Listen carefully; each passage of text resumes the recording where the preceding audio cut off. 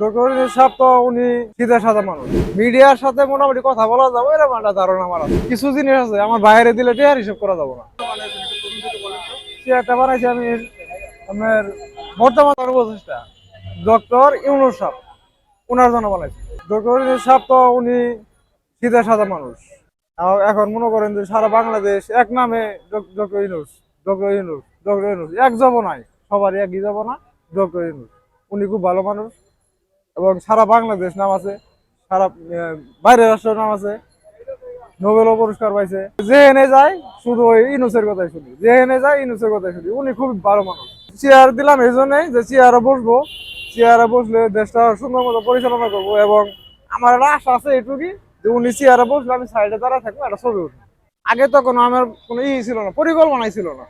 যখন আমি চার দোকানে গেলাম বলতেছে ডক্টর ইউনূস লোক ভালো, উনি দেশ চালাতে পারবো ভালো, উনি সবকিছু করবো ভালো, দুর্নীতি করবো না। এই চা খাওয়ার গেল গ, চাল কিনবে গেল গ, বাগুন কিনবে গেল গ, একটা জ্বালা হয়ে গেছে সারা বাংলাদেশে একই এলাম ডক্টর ইউনূস। বৃষ্টির দিনে আনন্দটা একটু বেশিই জমুক। আর আনন্দ আয়োজন মানেই চাষি চাষি সুগন্ধি চিনি গুঁড়া চাল। চেয়ারটা আসলে আমি বানাইছি 4 দিন কাজ করছি, মানুষ এলাম 12 জন, রাত দিন 24 ঘন্টা পরিশ্রম করে, মানে ঘুমের কোনো আলাপই নাই। আমি রংটা ব্যবহার করছি চায়না রং, আর কাঠটা হলো দেশি কাঠ, 81 কাঠ। এখন তো আমি আমার ইচ্ছে মতো করছি, এখন উনি নিবে কি নিবে না এটা তো ওনার এখতিয়ার, এটা তো আমি ওনার সিদ্ধান্ত আমি দিতে পারবো না। আমি এত কষ্ট করে বানাইছি, জামালপুর জেলা থেকে নিয়ে আসছি, উনি যদি না নেয় আমার তো করা কিছু না।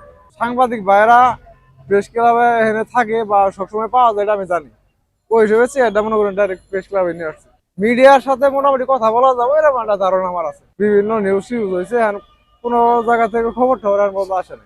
কিছু জিনিস আছে আমার বাইরে দিলে টিয়ার হিসাব করা যাবো না, আমার মায়ের দিলে টিয়ার হিসাব করা যাবো না, আমার একটা ঘনিষ্ঠ লোকের দিলে টাকার হিসাব করা যাবো না। আমার নাম কাঠমিস্ত্রি মোহাম্মদ মহুল ইসলাম, আমার বাড়ি হলো জামালপুর জেলা, মেলান্দ উপজেলা। সর্বশেষ চাচ্ছি যে আমার চেয়ারটা যেন ডক্টর ইউনূস সাহেব আজকে গ্রহণ করে এবং আমার সেলফি ওঠার সুযোগ যেন উনি দেয়।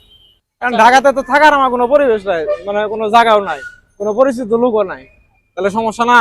আমি তো ঢাকা রাত করে থাকতে পারবো না।